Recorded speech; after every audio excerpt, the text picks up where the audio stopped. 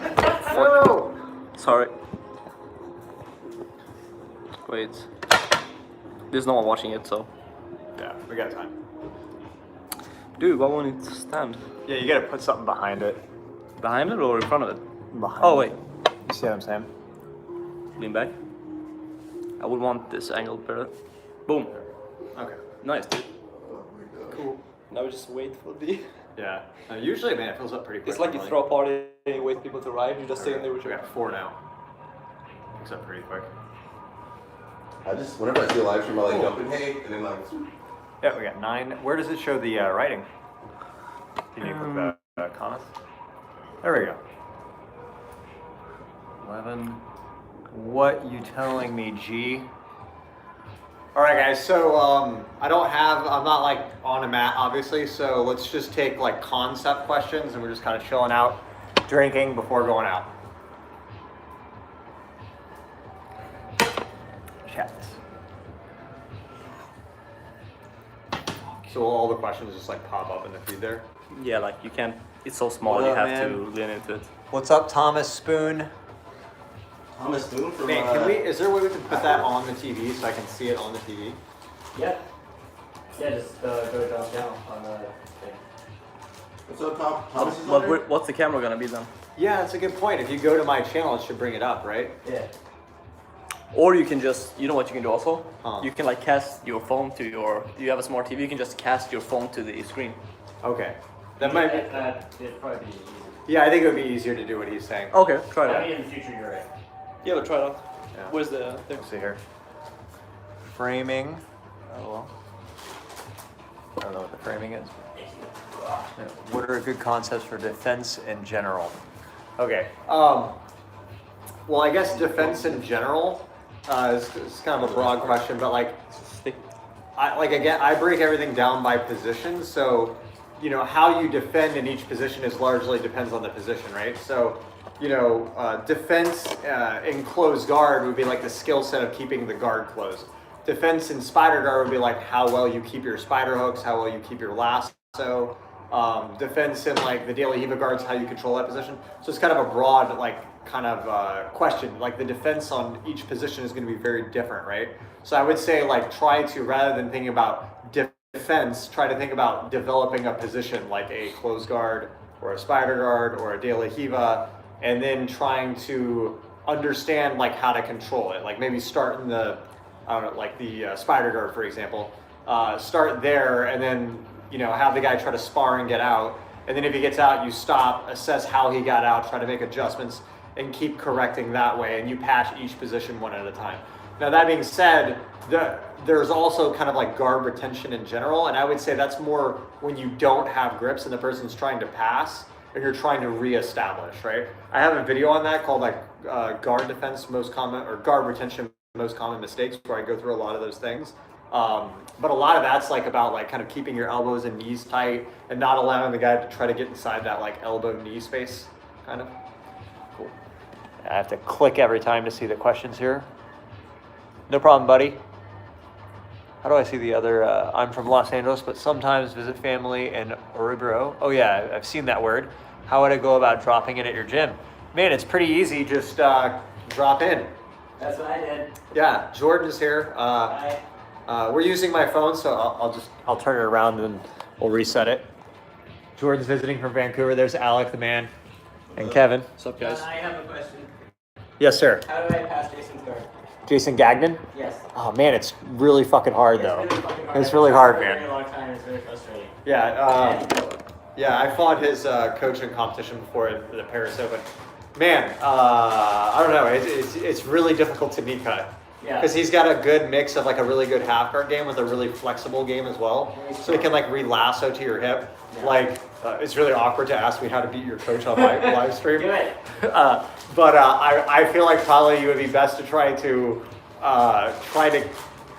break out of the half guard positions and do more Toriando style. Does that make sense? Yeah. Because I feel like going through his half guard is like fucking hard as It's fuck. fucking impossible. Yeah, it's really hard, man. Man, I mean, he gives everyone hell. He gave Marcio Andre hell. Like, it gives like Isaac and Cobrino a hard time when he's in the half He guard. also had Tequino at, Taquinho? or not Tequino, fucking, what's his name? He got third at Worlds this year for the weight. Third at world, Sub-Zero? No, the other one. Marcio Andre, Sub-Zero, Kashina? Yeah. Kashina? Yeah, he also did at Worlds. Same thing. It was close enough. Yeah, it was really close. Check my question. It's Bess, adding Gauche. No, you have to Uh-oh. wait. You have to do this. With Sorry, bud.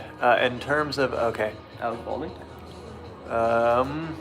Where's Adam Gauche? There it is.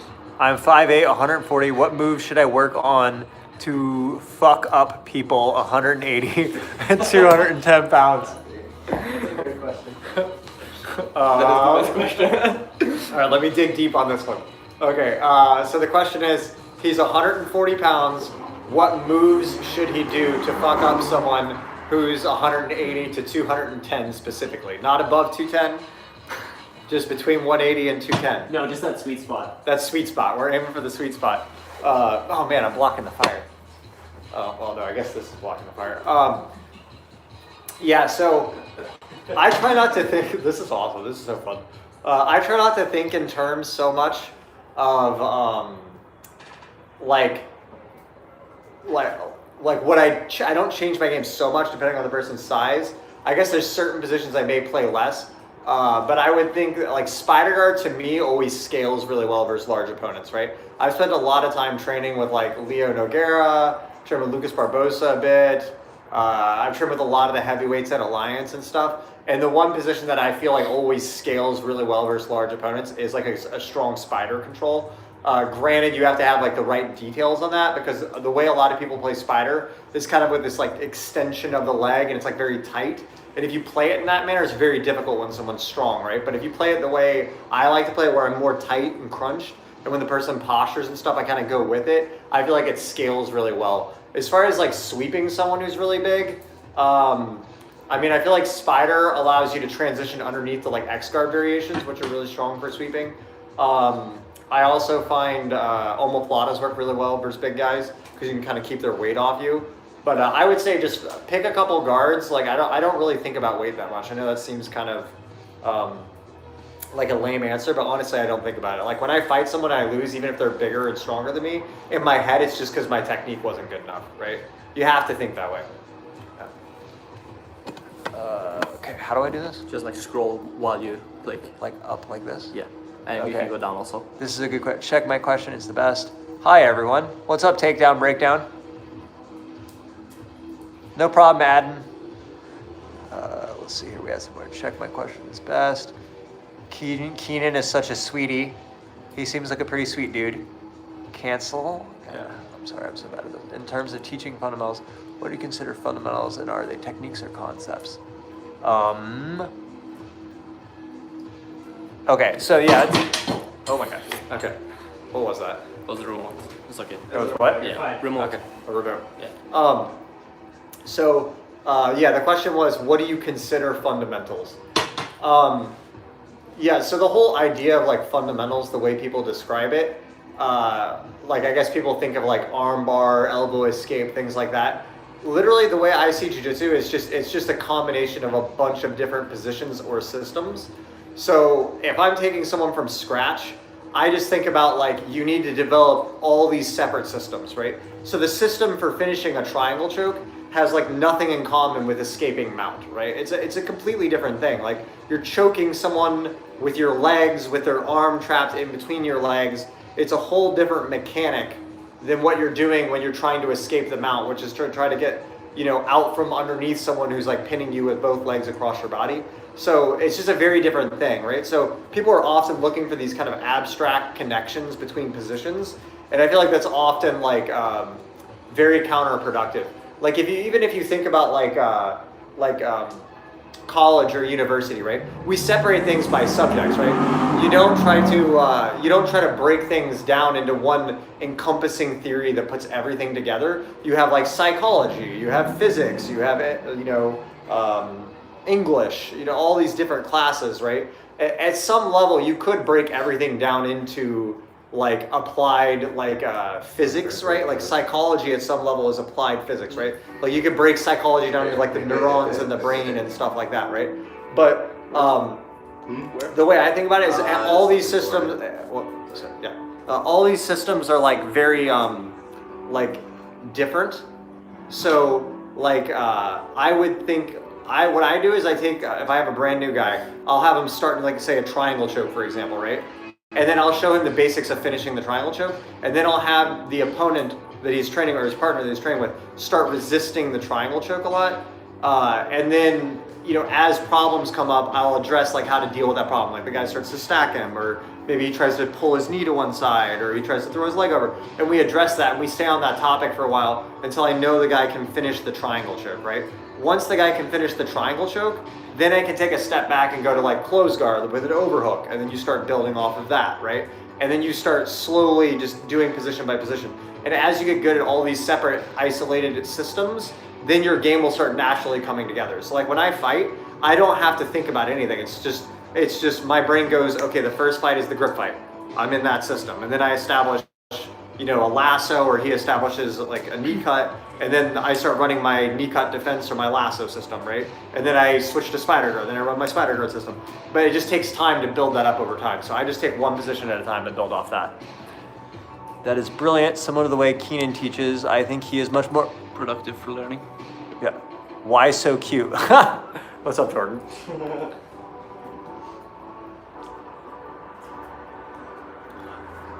Oh, speak up. Oh my god. Maybe don't show the two glasses. Yeah.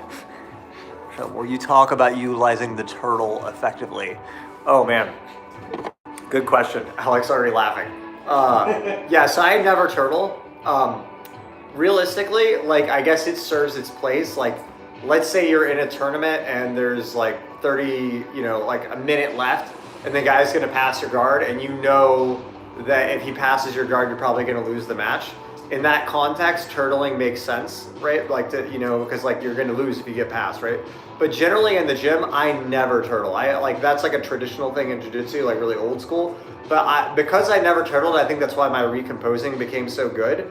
Is because if you start turtling, you're gonna get out sometimes and feel like the guy didn't pass your guard. But the higher level you get, when you turtle on someone like Paulo Miao, Mikey Musumeci, Isaac Dodelin, if you turtle on someone like that, they're gonna take your back, right? So to me, the reason my guard defense got so good is I never turtled. Like if someone passes my guard, they pass my guard, but I never turtle, right? So I'm very much against like people turtling in their game. That being said, I think it would be good maybe at some level to have that as like an option in your game. But honestly, I'm not the best guy to ask that question because I just never turtle, right? So that's an important thing. I think you need to know where you're strong, and you need to know where you're weak. And like at a high level, everyone is like weak somewhere, right? Like, you take someone like who's got a really high level game, but like Bernardo Faria, right? Bernardo Faria is like an amazing competitor, right? But like his collar, sleeve, and matrix system probably isn't that good, right? If you take Tommy Langaker, he's like amazing, but like his I don't know what guard system he probably doesn't play. What does Tommy not play? Sit up. Single leg guard. He plays a bit of half guard, but I don't think he plays like Lucas Lepre sit up guard, right? Like he may not play that system, right? I think it's really important for like guy instructors to know where they're weak and where they're strong and like let you know, right? So I would say like on turtle, I'm like the worst person you could ask questions on like how to effectively play a turtle because I just never do it. Thanks, that was insightful. Come back to Canada soon. I will. What gym are you at in Canada? Oh, I see. Are you with Dan Hale?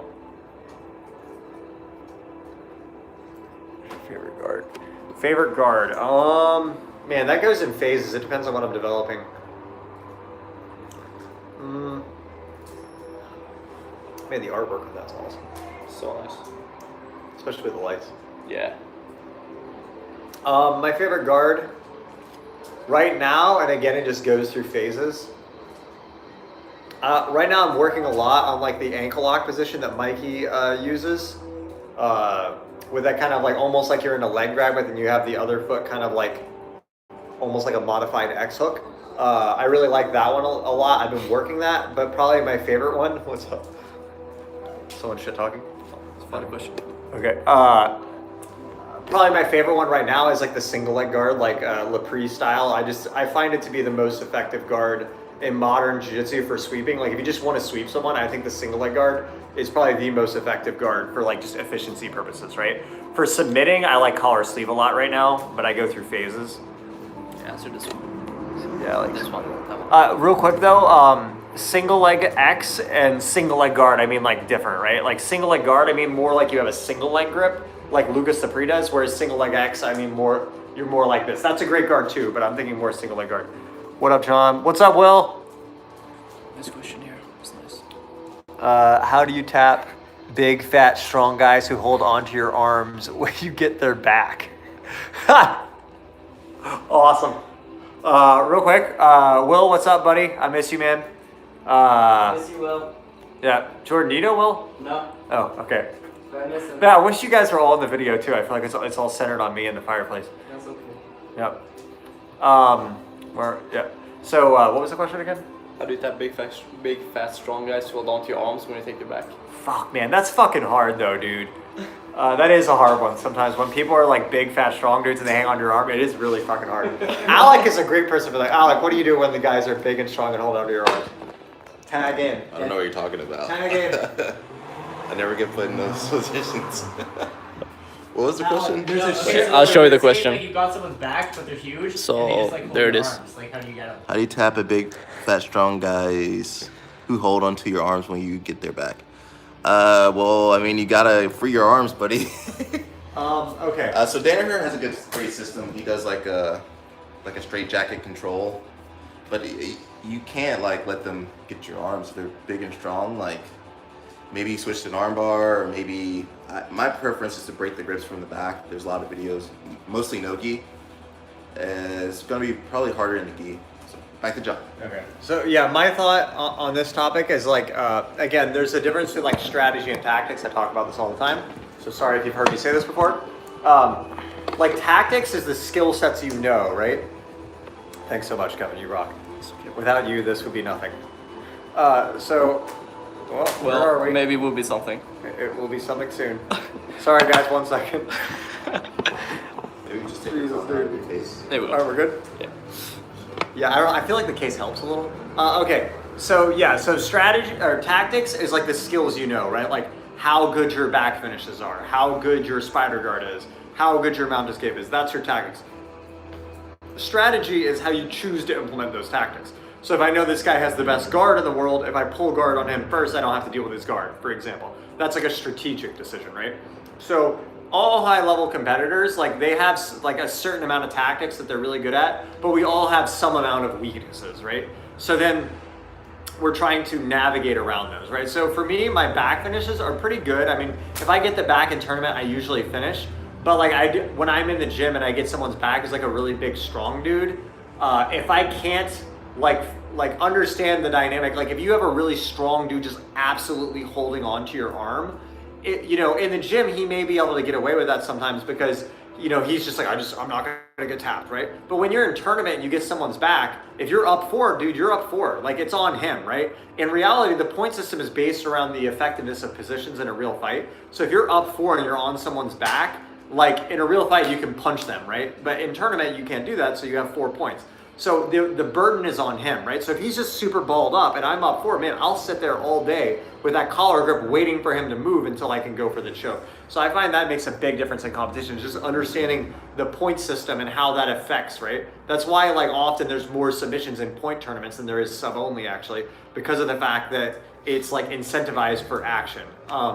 So that being said, if I'm just on someone's back and I absolutely can't get anything to work,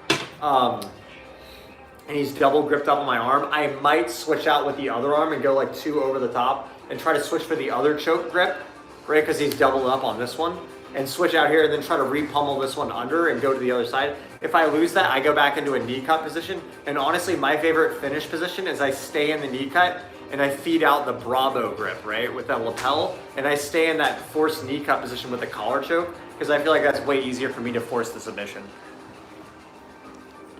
Okay, sparring videos. Yeah, actually, I just filmed some of those recently. I'll put them up. But I'm actually having surgery on my shoulder in like, 2 weeks now? No, probably 3 or 4 weeks now. So I haven't really been doing as much sparring as I would be. My plan is to get back into serious competition next year. I'm probably gonna do some like serious training trips like next year and go visit Tommy and Espen, maybe train for a month, maybe go visit Paquito, my friend in Portugal. So he got a very similar game to me. Maybe visit Lucas a bit and get back into the competition a lot. Dylan Doe, how do you get yourself to change your rolling so you don't get stuck? So you don't get stuck in instructor mode, letting people get grips and generally not being assertive. Yeah, so one thing I would say with like being in instructor mode is that it is really tricky as an instructor. Like if you want to deliver a good product as an instructor, like meaning that like you're, I'll back up a bit so I'm fully in the video. So if you want to deliver a good product as an instructor, like I find it very hard for me to do my own training, right? So if I'm coming in and I'm going to do a good class, I don't like to train because if I'm going to train, my model for training is like I want to come in, my mind should be focused on the techniques I want to work on, and I have like a good 1 hour warm up of like working like kind of technical work, developing the positions I'm trying to figure out and stuff, and I get really excited about the technique. I'm fully warmed up, and then I scale into harder sparring for like another hour. So it's like maybe a 2.5 hour overall training session. But if I'm teaching, I have to walk around, correct people's mistakes, and be like charismatic, make it fun. And it's hard for me because then I'm going from like fun entertainer mode, teaching mode, not warmed up at all, right into hard sparring. And that's really difficult, right? But as far as like, I think your question maybe was more about like, how do I deal with like not having as like many guys that are at my weight at that level to train with? I think again, that's why specific training is so important. If you're training at a gym on like, you know, the West Coast in America, like at Autos HQ, and you have like, you know, 50 black belts on the mat, and like, you know, you're training with Keenan Cornelius, and like, you know, there's people in the gym playing worm guard and stuff like that, you can get away with just kind of going to the gym and sparring hard, and it'll work, right? Because like you, in one session, you may have 10 partners, and like you go with Keenan, he does worm guard, you go with like, you know, Andre Galvao, and he plays like double underhooks, and then you fight Lucas Barbosa, and he's doing jumping passes. You're dealing with all these different possible combinations, right? So then it's way easier to just kind of roll hard because you get exposure to all the different problems, right? But the difference is when you train at a smaller gym, you know, there may be no one at my gym that plays worm guard, right? And that's the case for most people who are trying to compete because most people don't train in those locations. So in those cases, you really need to do a lot of specific training, isolating positions that you know you're gonna have to fight, right? If that makes sense.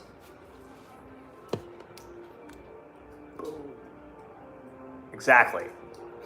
Okay. Tight, yes, thanks Sean.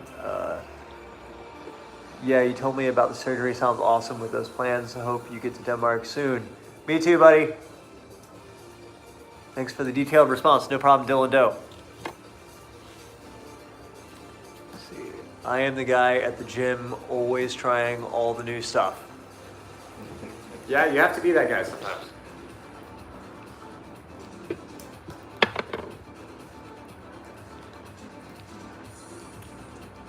Will it pop up if there's questions, or do I have to swipe up? It pops up. Okay. Just awkward silence. How to avoid toe hold when going for what is Kiss of the Dragon Nogi? Yeah. You are awesome. Thank you. Man, I'm not a good person for that question. Man, I don't do a lot of Nogi recently, just because like, you know, it's almost like getting a doctorate in something, you know, in school, right? You like pick something that kind of specialize in. I think like in the past it was easier to kind of like do both, but I think nowadays like you really need to specialize, right? Like I actually find Nogi extremely interesting, and I really like to get into all the leg lock stuff because I think it's really intricate. Sorry, that's okay. I think it's really intricate and involved, and I would really like to like delve into that. But like at the same time, I'm worried about like, oh, how do I pass the squid guard? How do I pass the worm guard? Like there's all these different things, you know, so you spread yourself thin, right? So I don't know, I just don't have a ton of good advice for you on that. I mean, I would say in the gi, when I'm trying to avoid the toe hold when doing the Kiss of the Dragon, I'm really fast about like if I'm inverting with my right foot in like this and then the left one's on the outside, I tuck this knee really fast under, because if you leave your leg out hanging, it's easier to dive for the toe hold. But if you get your knee under their hamstring when you invert, it's like really, if you get this knee underneath them fast, it's hard for them to get a strong control on this. That's my loose answer, right? Without having a partner to spar with. Someone asked what you think about the Ryan Hall fight. Yeah, I didn't watch it, but I'm a huge fan of like Ryan Hall. Oh, one sec, we got a motorcycler. Yeah, so I've trained with Ryan a lot. I used to live in Washington D.C. when I worked there, and I was training with Ryan. And he's just like has a really cerebral approach to everything. So I'm always a huge fan of watching him fight. I really like how he utilizes the rule set, you know, like dropping whenever he gets in trouble with the punches, you know, and working them in and stuff. But honestly, I didn't really watch the fight, so I can't. Do you have any comments, Kevin? Awesome fight, dude. I love Ryan Hall. I'm a fanboy. Okay, well. Lions TV have improved my game, second only to my instructor, obviously. Hey man, I was thinking of trying rubber guard, but I've heard it can be hard on the knees. Do you recommend I give it a go? Love your vids. Hey, thanks, Sean. Yeah, man, you know, it's really funny. When I started jiu-jitsu, I was like 17, and I started at Rodrigo Vaghi's in St. Louis, Missouri. And the first guard I ever worked was rubber guard. Like I think Eddie Bravo at that time even already had a book out. That was like 2004. And I remember I was training and like we had a guy who fought in the UFC there. And like I was like, you know, 17 and like super looked up to everyone there, especially like the guy who fought in the UFC. And I did the rubber guard and choked him out with a triangle from there. I mean, I think it's a super great system. I think the thing with rubber guard is it's sometimes sold as like, this is the rubber guard, it's this whole system, but like really it's just an attack from closed guard. It's a great attack system from closed guard. That's it, right? So like, if you can't get to closed guard, then the rubber guard's not gonna do you a whole lot of good, right? But it is a great system, right? So I would say go for it. I mean, I don't know your mobility level in the knees. I have pretty flexible knees. I haven't really had knee problems much in my career, but that really depends on you. So, but I would say work it for sure. It's very effective. I'm gonna close the window. Yeah. Should I film it? Huh? Should I film it? Do you want me to close the Yeah. window? No, it's okay. Film everything. What time is it? 20 after 11. 20 after 11.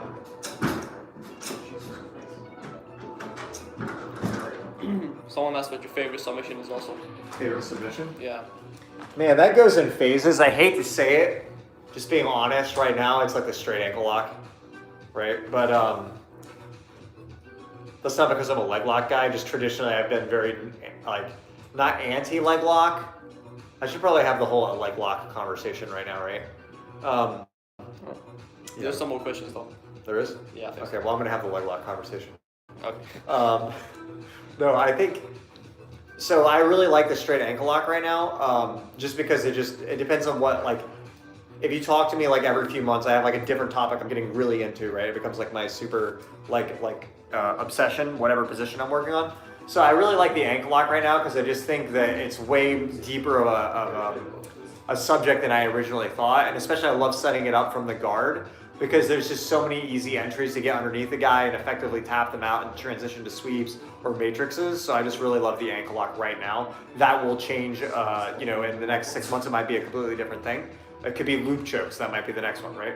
But right now it's the ankle lock. I think the thing with leg locks, a lot of people like kind of have like, talk shit about going for leg locks.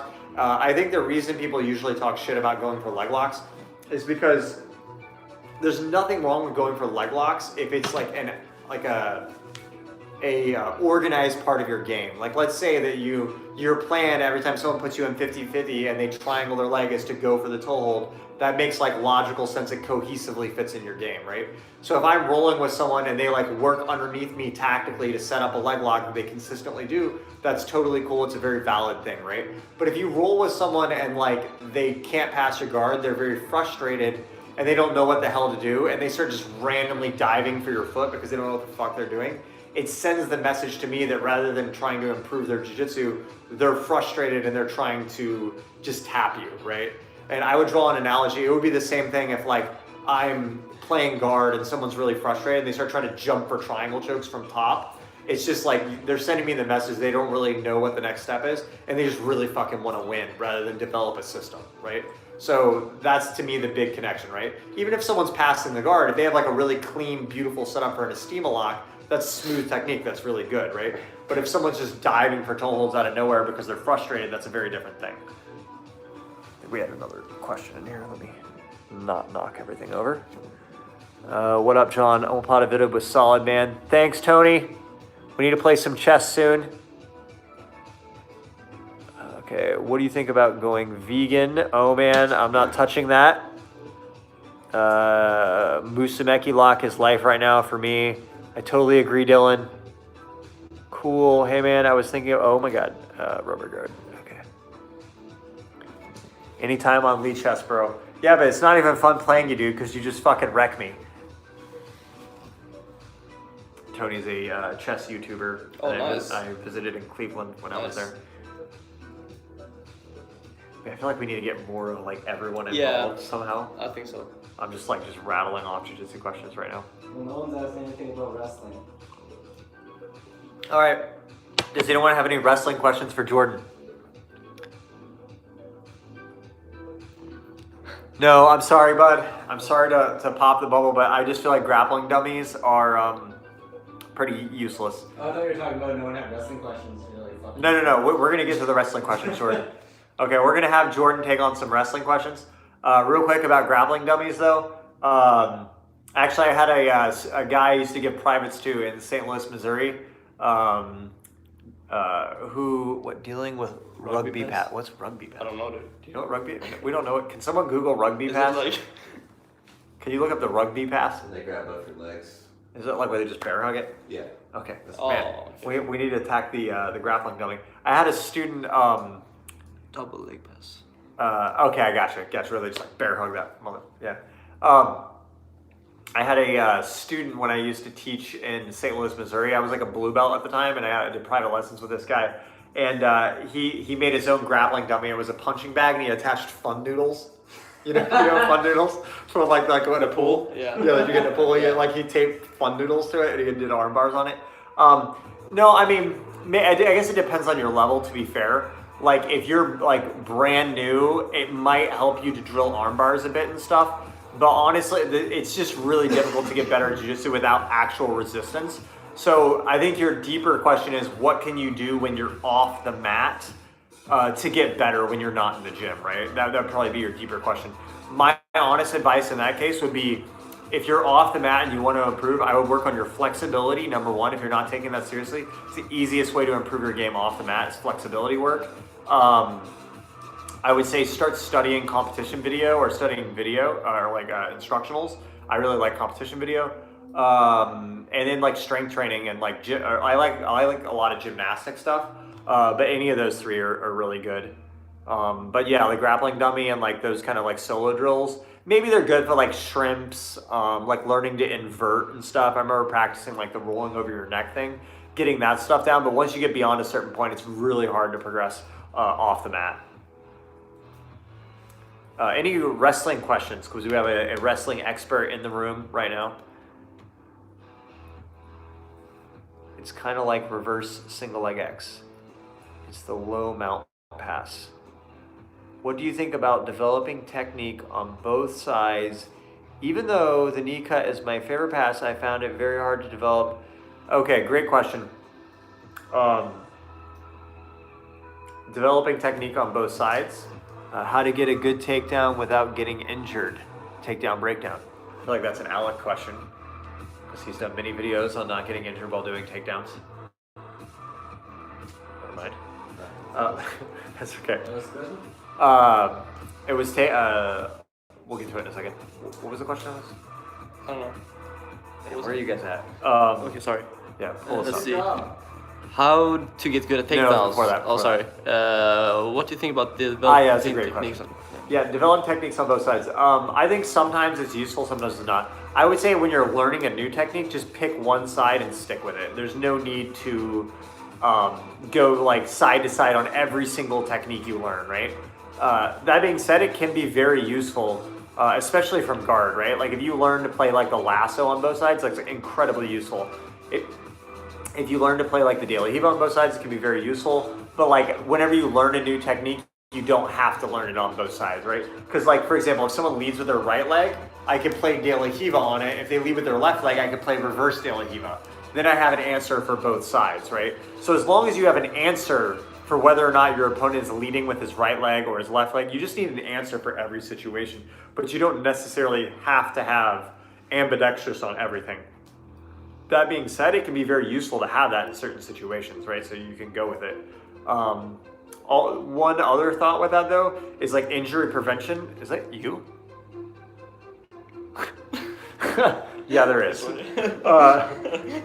Yeah, so for injury prevention, it can be useful, I think, because I've had times where, like, let's say you knee cut all the time, one side, which I do, I pretty much always knee cut with my right leg forward. You will start to develop an imbalance in your body of, like, you know, if you're always leading with your right leg, like your left hip flexor is getting stretched, maybe your right hamstring is looser, your left hamstring is tighter. And if you always do something on one side, especially that's really critical for your game, it may be that you start to develop imbalances. So sometimes I think it may be useful to specific train or high rep drill something just from a physical standpoint of balancing out your body. But I think a lot of that could be addressed with proper strength training and mobility work, right? So that's the other thought. Yeah, but wrestling takedowns for BJJ. What do you think about wrestling takedowns? Put it on Jordan. I think that I like using the collar in substitute for arm drags. I think the single leg is a very good takedown. It's safe.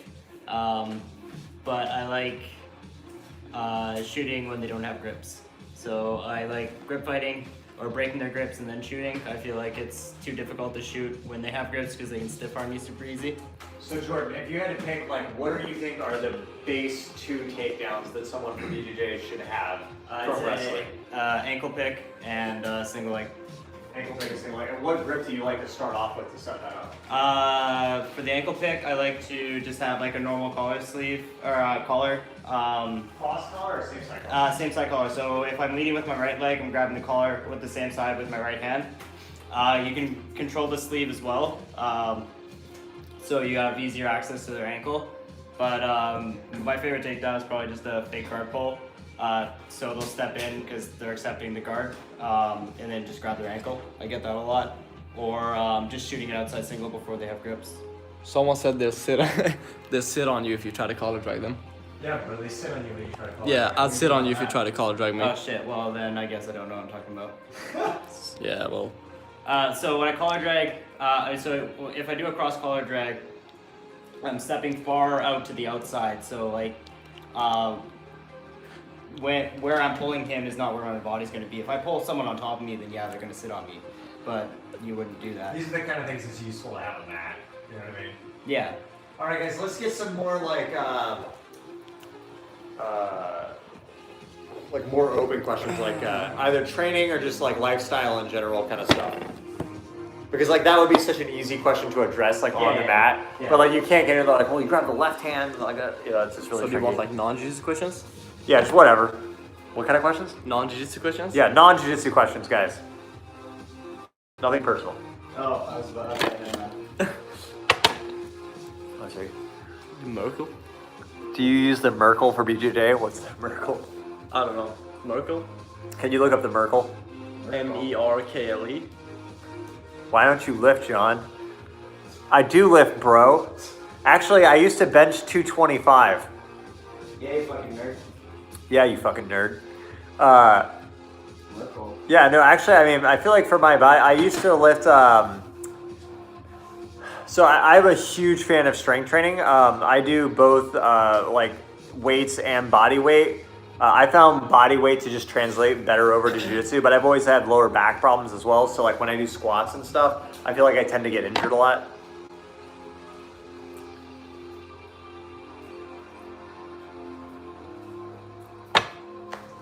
More questions?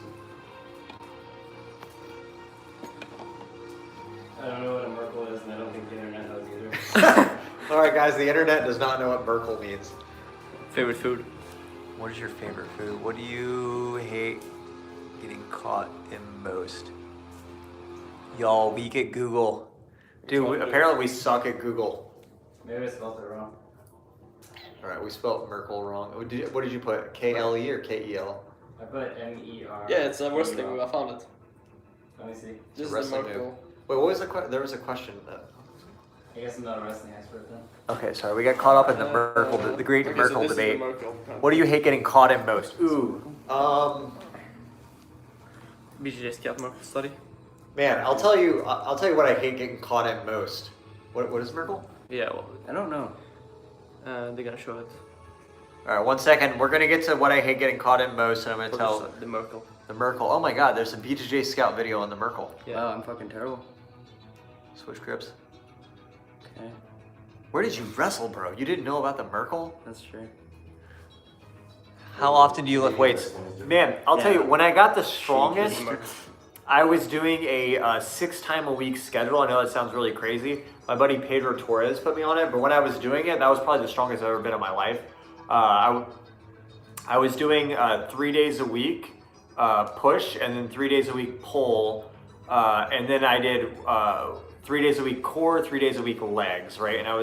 And when I did that, basically it was like the same workout, 3 days a week for the push, and then 3 days a week for the pull, and then core leg split, and then I did grip work on it every day. And then any day that I felt overrun down, I would do the same workout. I just massively lower the difficulty level, but it was like really high volume, and I got really strong. When I did that, it was all body weight, and I got to the point that I think I was weighing 151 pounds, and I'm like 6'1", and I was able to bench 225. I did a 1-arm pull-up, and I could weighted pull up 135 pounds. That was the best I've ever been at, and it was on a 6-day-a-week schedule. But before that point, I did like a 3-time-a-week full body workout routine that I got from Reddit. Chips, and I had a big salad. And just for reference, those lifts are on Instagram if anyone doubts them. You can look those up. And the whole chips. Oh yeah, submission. Well, I'll tell you the worst story of getting submitted I ever had was, I think I was a purple belt in St. Louis, Missouri. I was like kind of like the rising star student at the gym kind of thing, because I won the Pan Ams at blue belt. And we had this like redneck guy come in who wanted to do MMA. And at that time, I kind of wanted to transition into MMA. And so, I put the gloves on, right? And then I had no fucking idea what I was doing.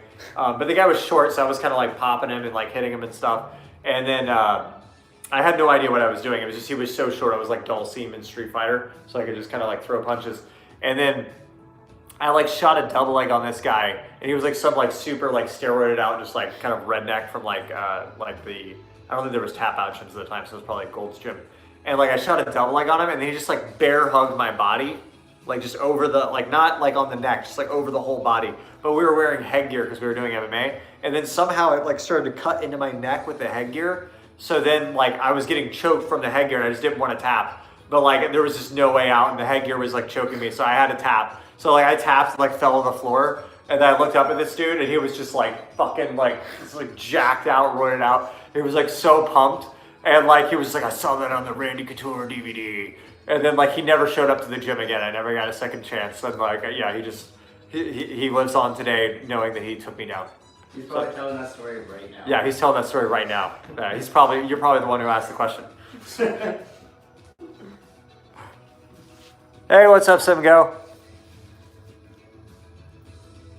John, why don't you do no gi? Is it because you are old and can only do gi like senior citizens? Yeah, that's basically it, man.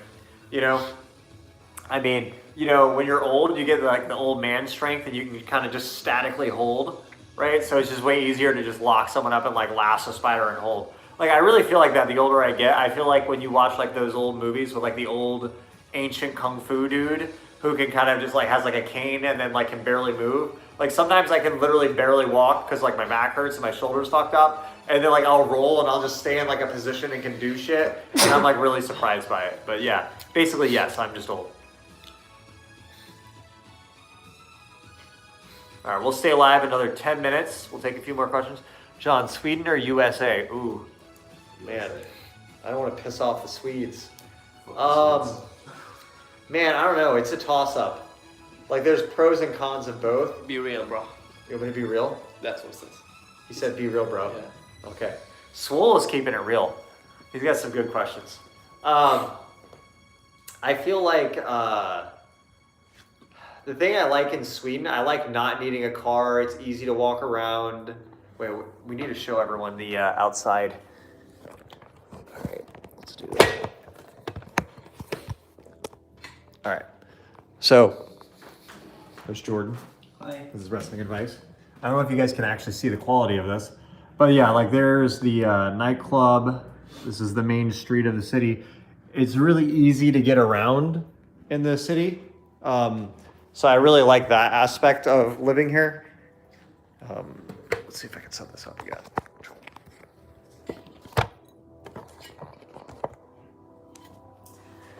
Yeah, so I really like the aspect of not needing a car and being easy to get around and stuff. Generally, it's really clean here. Everything's really nice. I like that part. But I do find that like in America, it's like people have are more social, more outgoing, more friendly, and people have a lot more grind and grit in them. I feel like sometimes here, like the work ethic isn't the same as it is in America, maybe. But they have pros and cons in both.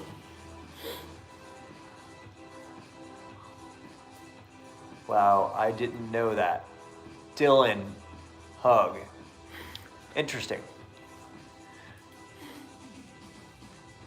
This live stream is basically just more swole. Yeah, it's basically more swole. Let's rename the live stream More Swole Asks John Questions.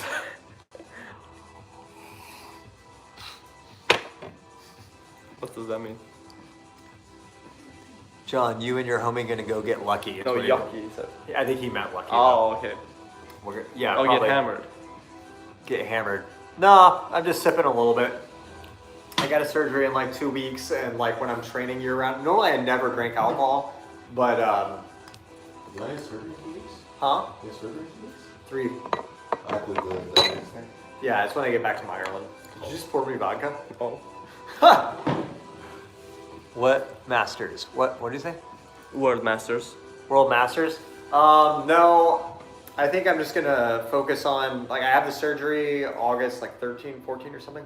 And then I think it's like a 1 month until I can actually start training again. So probably realistically, I think maybe next Europeans, next Pans is when we'll be looking at coming back.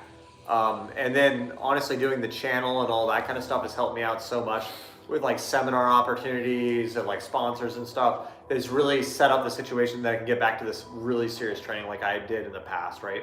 So this channel and like all of you guys has helped make the possibility for me to get back to super serious competition so much more doable.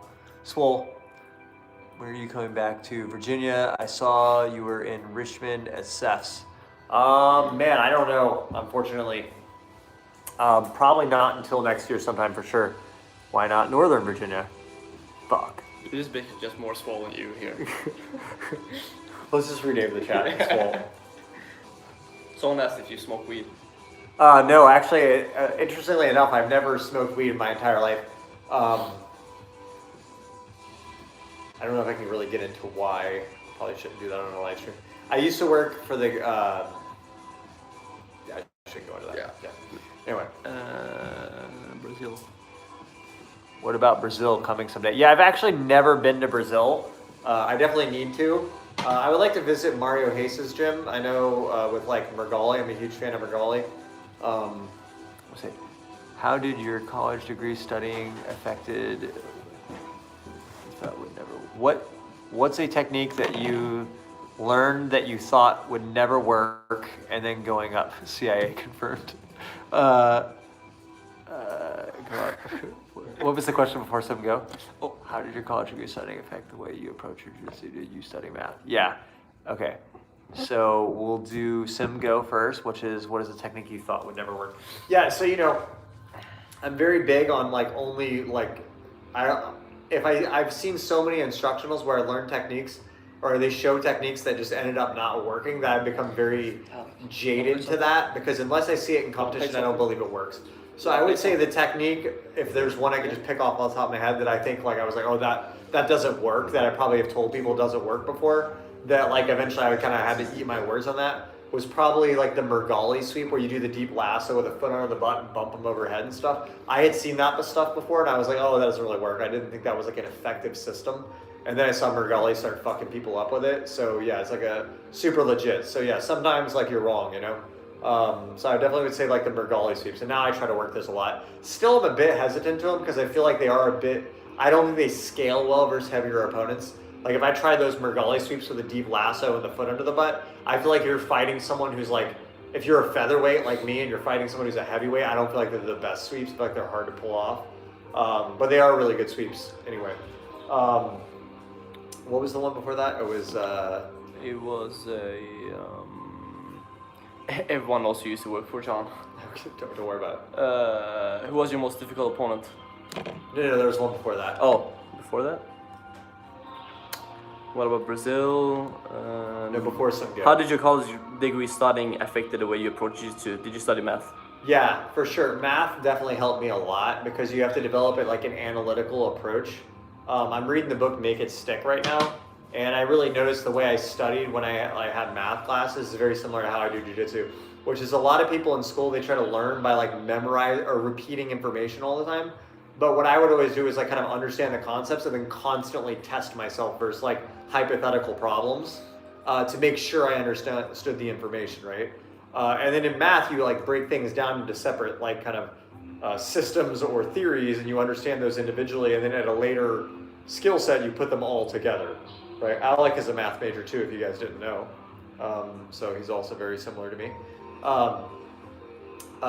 So yeah, I think that kind of analytical approach and, you know, spending 4 years having math classes really trained me to think deeply. And I think I took that for granted earlier in my career, but like definitely was a big factor in how I developed my jiu-jitsu. What was it? I mean, you wanna go way back? Morse Wall says, damn, this dude is 200 IQ. What was it? Damn, this dude is 200 IQ. That's the guy's Well, thank you. YouTube handle? Huh? That's the guy's Morsel is his handle? Yeah. More swole is like the highlight of this fucking. And he also says, yo, John, if you had an unlimited supply with money, what would you be doing with your life? And he also said, hey, is that Alec? Yeah, that's Alec. He says, glad to meet another 200 IQ. What did he say? Dude. Glad to meet another 200 IQ. Dude, more swole's the hero. Oh man. Inversions should be fine. You have wait, go up. Let's because we've taken a lot of more swole questions. Let's try to like hit someone different. Sorry, more swole. We love you. Yo John. I love how you say Yo John like you haven't asked a million questions already. Like this new guy. Wait, what's it? Kyle Jackson. What is Atlanta seminar again anytime this year? Definitely not this year, but hopefully next year. I have a pretty booked schedule so far this year. Who was your most difficult opponent? Probably Marcio Andre. I mean, I lost the match, I think by an advantage, maybe 2. Yeah, I was really excited to fight Marcio because he's got just like he's the kind of competitor that I really like.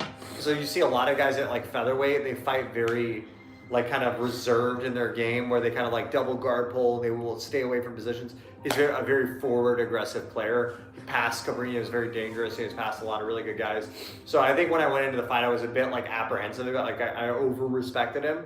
And then when I fought him, like he had a good pass flurry at the beginning. Other than that, I felt very comfortable in my spider. I feel like if I had a bit more confidence in my game and I had a better prep for the tournament, I could have beat him.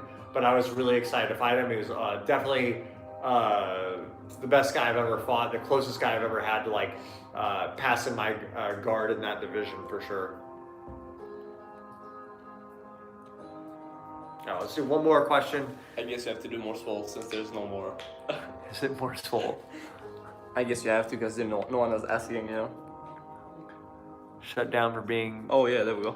What is it? Shut No, down this for one. being great. No, More this one. swole. Paul. Wait, no, we got Fernando SJ. Oh. You were Alec. Daniel, I think about my spine. Seems like inversion requires athleticism. Sometimes I think about only developing old school techniques like Demi Maia or Habero Brothers or Hodger Gracie. Honestly, dude, I don't like to invert much either. Daniel? Huh? Oh. What is it? Who's Daniel? Daniel? Isn't that what his name was? He said Daniel. Yeah. Daniel. I think it's his name. Is your name Daniel? No, it's Fernando. Fernando? Who's Daniel? Anyway, inversions. Yeah, I don't really like to invert a lot either, honestly. What did Smorsville say? You or Alec, he's crazy. You or Alec? Yeah, I don't like to invert much, honestly, either, just because I do feel like it puts a lot of pressure on your spine. Like strategically, there's a lot of positions that's very useful to do it, like for Baron Bolos or Kiss of the Dragon. I don't really do Kiss of the Dragon too much.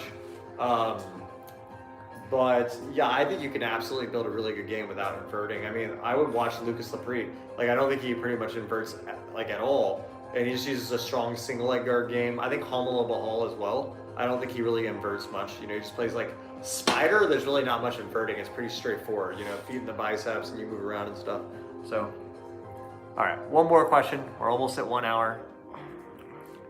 Oh, Swole. more Sorry. More Swole. This one has. Any advice for This one's good. which one? Yeah, who? We have Oh, a bigger God. bedroom. Oh man. Oh, this one though. This one. Any advice for older grappler who feels like giving up BJJ?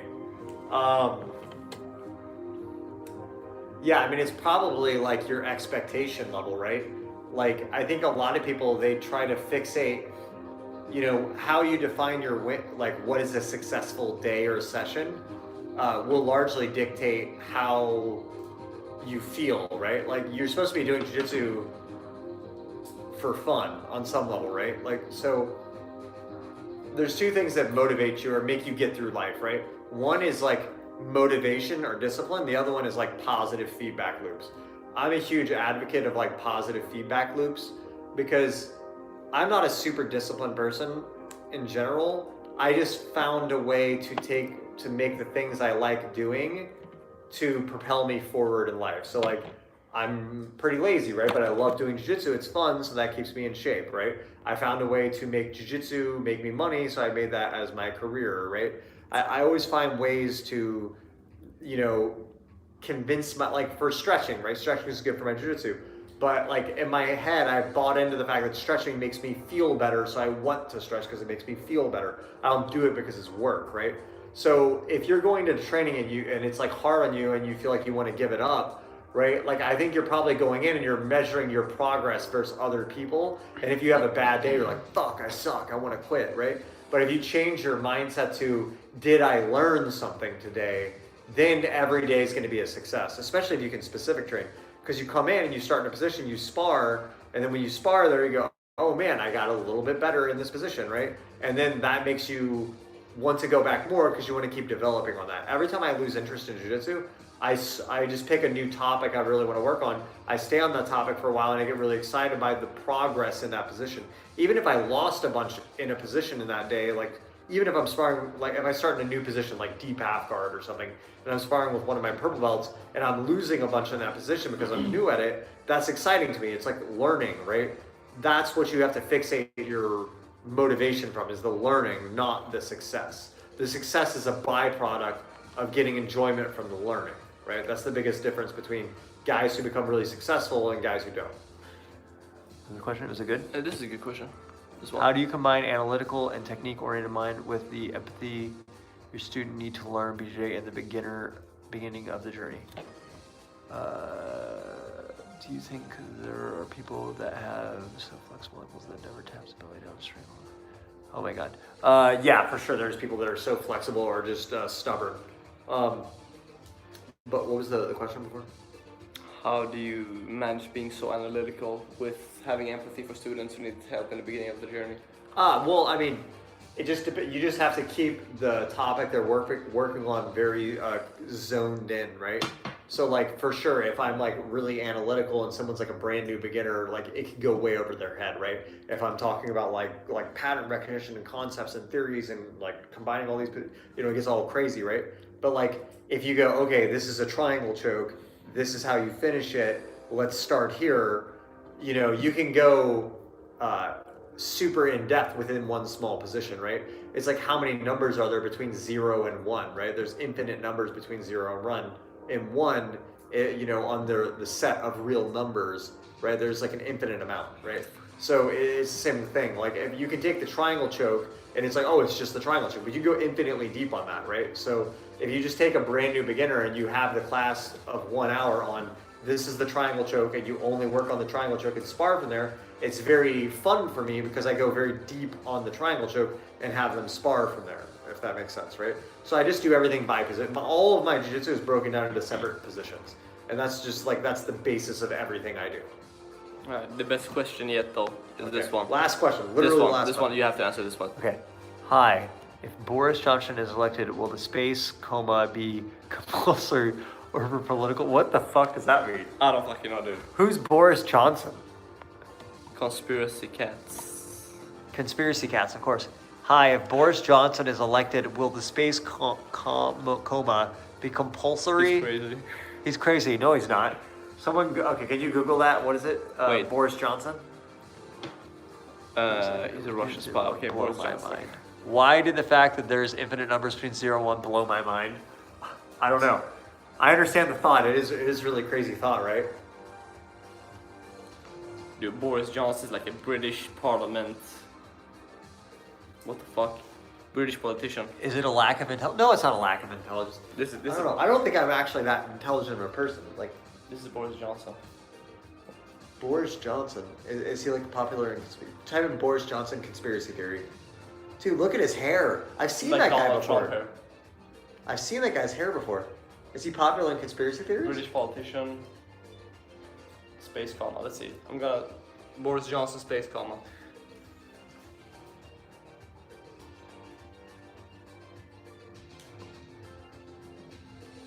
John, if you were balding, what would you do with your life? Dang. Get more swole. Yeah. Morseful is on fire. More swole is on fire. He's carrying this whole live stream right now. Yeah, for sure. Oh my god. Oh man, I think I would just shave it off for sure. But man, it depends. It depends on the shape of your head, you know?